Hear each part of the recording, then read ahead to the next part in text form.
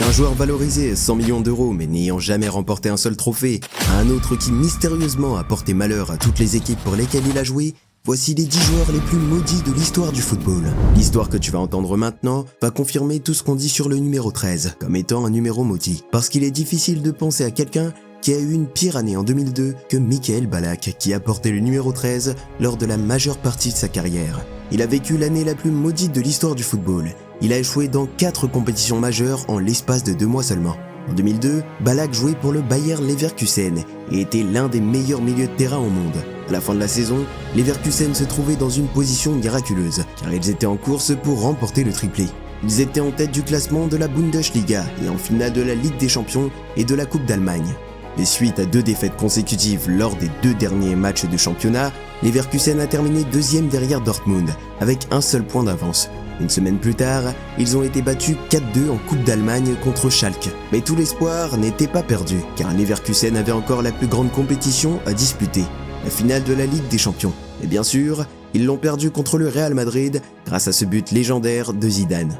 Bien que la saison soit terminée pour le Bayer Leverkusen, Ballack avait la possibilité de remporter la plus grande de toutes les compétitions, la Coupe du Monde, qui s'est déroulée en été.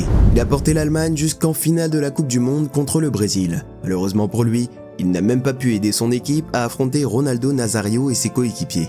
Il était suspendu pour ce match, et l'Allemagne a perdu la finale à cause d'un doublé de Ronaldo, qui a offert à Michael Ballack sa 4e médaille d'argent en 2 mois seulement. Et non, malheureusement, ce n'était pas la fin de l'histoire. Il a rejoint Chelsea, mais la malédiction l'a suivi. Ce qui s'est passé en 2002 s'est répété en 2008. Il a perdu la finale de la Ligue des Champions. Tu te souviens de cette finale entre Chelsea et Manchester United en 2008 ? Celle où Drogba a pris un carton rouge et où Terry a glissé au moment de tirer le penalty, où il aurait pu faire gagner son club? Il doit y avoir une malédiction derrière tout ça. Peut-être c'est à cause de ce numéro, non? Ballack a également perdu la Premier League face à Manchester United le dernier jour de la saison, puis la finale de la League Cup face à Tottenham. Pour ne rien arranger, il a terminé l'année en perdant la finale de l'Euro 2008 face à la formidable équipe d'Espagne. Avant cela, en 2006, il a perdu la demi-finale de la Coupe du Monde contre l'Italie, qui a remporté le trophée. En 2009, son équipe de Chelsea a perdu la demi-finale de la Ligue des Champions dans un match controversé contre Barcelone, puis une blessure l'a privé de la Coupe du Monde 2010.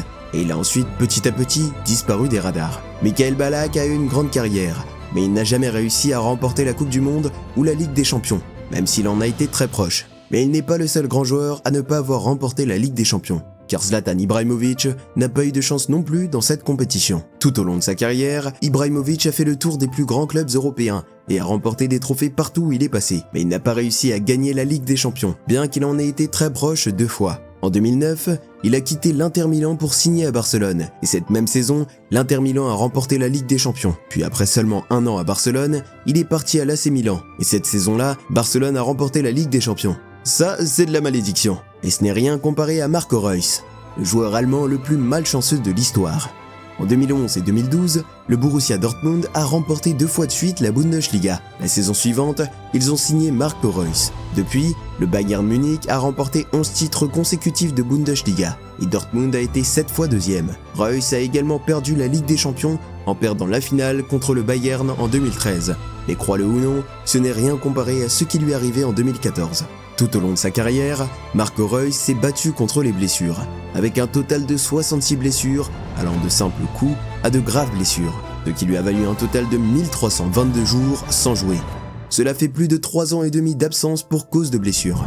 Malgré cela, Reus était l'un des meilleurs joueurs d'Allemagne et était un joueur important de l'équipe nationale allemande. À l'approche de la Coupe du Monde 2014, une blessure était la dernière chose que Reus souhaitait, et il avait réussi à terminer la saison sans blessure. Malheureusement, lors d'un match amical juste avant le mondial, Reus a été victime d'une déchirure partielle du ligament de la cheville gauche, ce qui l'a privé de la Coupe du Monde. L'Allemagne a remporté la Coupe du Monde, laissant Reus dévasté par une blessure qui l'a contraint à manquer ce qui aurait été le plus grand exploit de sa carrière. Mais maintenant, si on parle de malchance avec les blessures, on doit parler de Ronaldo Nazario, parce qu'il aurait facilement pu être l'un des GOAT s'il n'avait pas eu cette horrible malchance. Ronaldo Nazario, surnommé El Fenomeno ou R9, a quitté le Brésil pour se rendre en Europe en 1994. Là, il s'est rapidement imposé comme l'un des meilleurs talents à avoir jamais joué au football. Il avait tout, puissance, vitesse, technique et le style brésilien. Mais malgré tout ce talent, il a été très malchanceux. En 1999, il jouait pour l'Inter Milan. Il n'avait que 23 ans et avait déjà marqué 138 buts en 152 matchs. C'était des statistiques qu'on n'avait jamais vues auparavant. Il était tout simplement inarrêtable. Il avait déjà un ballon d'or, car il était sans aucun doute le meilleur joueur du monde. Le légendaire Paolo Maldini, qui jouait pour l'AC Milan, allait même jusqu'à dire que Ronaldo était au niveau de Diego Maradona, car ils étaient les deux meilleurs joueurs contre lesquels il avait jamais joué. Mais la chance de Ronaldo allait rapidement changer de direction. Lors d'un match de Serie A contre Lecce, Ronaldo a déchiré un tendon de son genou. Après une longue récupération, en avril de la même saison, Ronaldo est revenu. Mais après seulement 6 minutes sur le terrain, il a subi la même blessure, mais cette fois, c'était bien pire. Le kinésithérapeute de l'Inter a dit que sa rotule avait littéralement explosé et que c'était la pire blessure de football qu'il ait jamais vue. À cause de ces deux blessures, R9 a été écarté pendant quasiment 3 saisons d'affilée. Ronaldo a finalement fait son retour. Et quel retour? En offrant au Brésil la Coupe du Monde en 2002 et en remportant un autre ballon d'or. Mais ensuite, la même histoire s'est répétée. Le reste de sa carrière de Ronaldo n'était qu'une lutte contre les blessures. Et avec le temps, les blessures se sont aggravées par des problèmes de poids, causant encore plus de difficultés pour lui. Malgré tous ces problèmes, R9 a continué à jouer à un très haut niveau, et sans aucun doute, l'un des plus grands joueurs de tous les temps.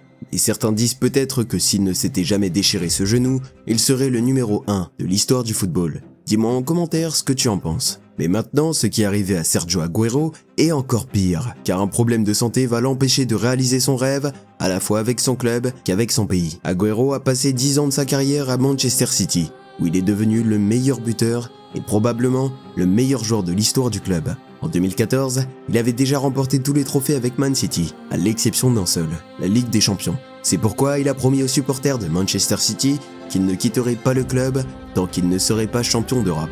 En 2021, Agüero n'a toujours pas réussi à soulever le trophée de la Ligue des Champions et décide de quitter le club. 2 saisons plus tard, le club recrute un attaquant pour le remplacer, Erling Haaland, qui emmène l'équipe de Man City vers la victoire de la Champions League. Mais les choses se sont encore compliquées pour Agüero, car la même chose s'est passée avec l'équipe nationale. Agüero a passé 15 ans à jouer pour l'Argentine, où il a failli remporter la Coupe du Monde en 2014, mais il n'y est pas parvenu. En 2021, suite à un problème cardiaque, il a annoncé sa retraite du football. 1 an plus tard, l'Argentine a remporté la Coupe du Monde. Ce qui signifie qu'Agüero a manqué les 2 plus grands titres du football à 1 an d'intervalle. C'est dur quand même. Et il nous reste encore à parler des 5 joueurs de football les plus maudits de tous les temps. Comme celui qui n'a jamais gagné de trophée dans sa carrière, ou celui qui, à chaque fois qu'il change de club, voit son ancien club gagner un trophée majeur. Mais avant d'en arriver là, Harry Kane a marqué plus de 350 buts au cours de sa carrière et a toujours été l'un des meilleurs attaquants du monde. Et il est tout simplement incapable de remporter un seul trophée. En tant que meilleur buteur de l'histoire de l'Angleterre et de Tottenham, on pourrait s'attendre à ce que la collection de trophées d'Harry Kane soit bien chargée. Pourtant, malgré ses nombreux succès individuels, Kane n'a jamais remporté de titre au cours d'une carrière qui dépasse aujourd'hui les 600 matchs. Kane est victime de la malédiction des trophées des Spurs. Bien qu'il en ait été proche à plusieurs reprises, Kane n'a remporté aucun trophée lors de ses 12 années passées au club.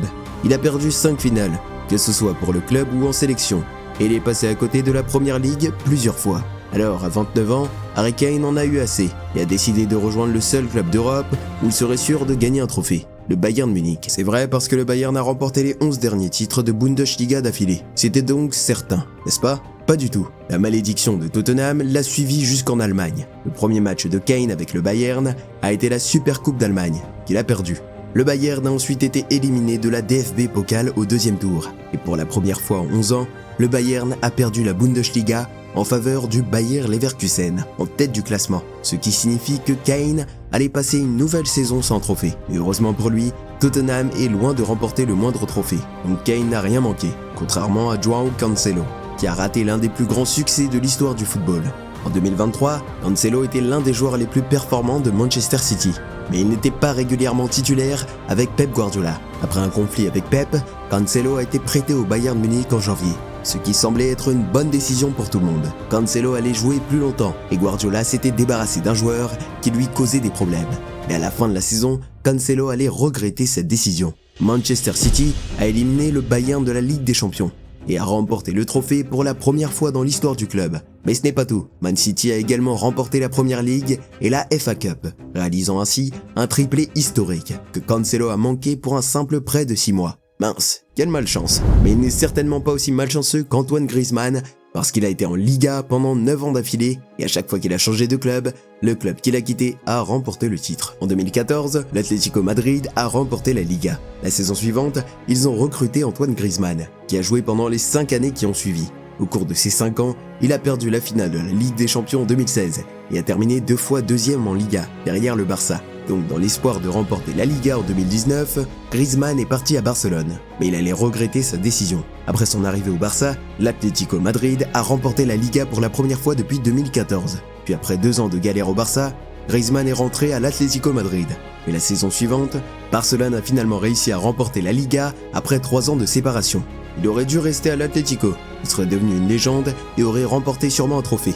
Et je comprends que quand le Barça appelle, il est difficile de refuser. Au moins, il a remporté la Coupe du Monde et l'Euro avec l'équipe de France, contrairement à Steven Gerrard, qui n'a jamais gagné de trophée avec son pays. Pire encore, il a privé Liverpool du titre de Premier League à cause d'une seule phrase. En 2014, la course au titre de Premier League était extrêmement serrée entre Man City, Liverpool et Chelsea. À quelques journées de la fin, le Liverpool de Gerrard a battu Man City, ce qui lui a permis de prendre 5 points d'avance en tête de la Premier League. Liverpool n'avait pas gagné le championnat depuis plus de 20 ans, et Gerrard arrivait à la fin de sa carrière. C'était donc la fin parfaite pour lui. Après cette victoire contre Man City, Gerrard a dit à son équipe qu'il ne faut pas laisser le titre tomber des mains, et qu'il faut le gagner à tout prix. Mais la chance n'était pas de son côté, car lors du match suivant, Liverpool a affronté Chelsea, et Gerrard a fait ça.